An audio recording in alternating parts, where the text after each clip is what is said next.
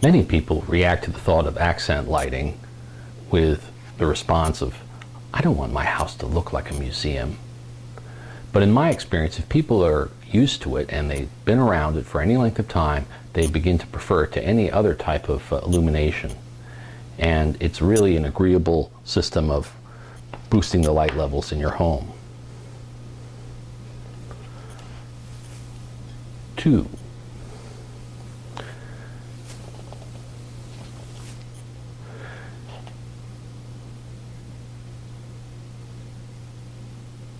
Often the initial response to access. Many people react to accent lighting with a response of, I don't want my house to look like a museum. But in my experience, once a person carefully considers it or lives for a time with effective lighting, they will always prefer it. I think one of the biggest reasons for this is that often rooms are lit from the center of the ceilings. Because of this, shadows are cast around the room. This can give an unwelcome effect. That light is direct and to some extent will always have a glare if glanced at directly. Indirect lighting is always preferred, except where tasks are to be performed. Not only is glare minimized, but the light takes on some of the character of the object it is shining on. This lighting shows us something. It can be a texture or an architectural detail, but frequently it's art. You can't light people's art collections without concluding that art is tremendously important to them. It seems to communicate, usually on an emotional level.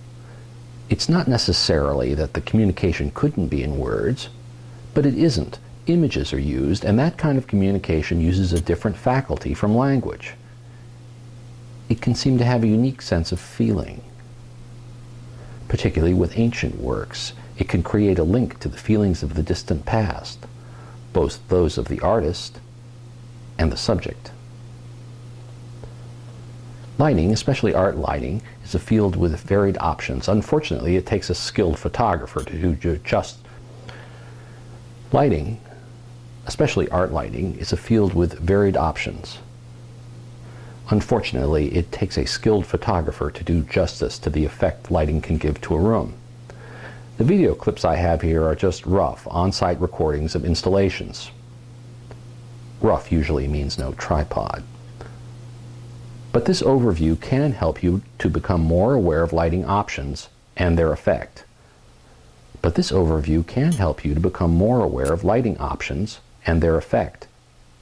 It can make you decide what you like, and you might recognize some of what I describe here.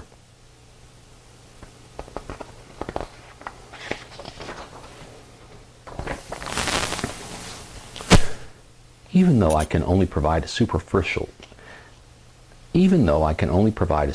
look at some applications and options, I couldn't resist including some things that caught my attention while doing this work.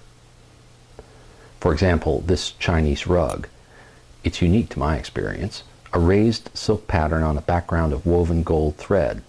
Its chop indicates the intended destination within the Forbidden City. This opulence is contrasted by the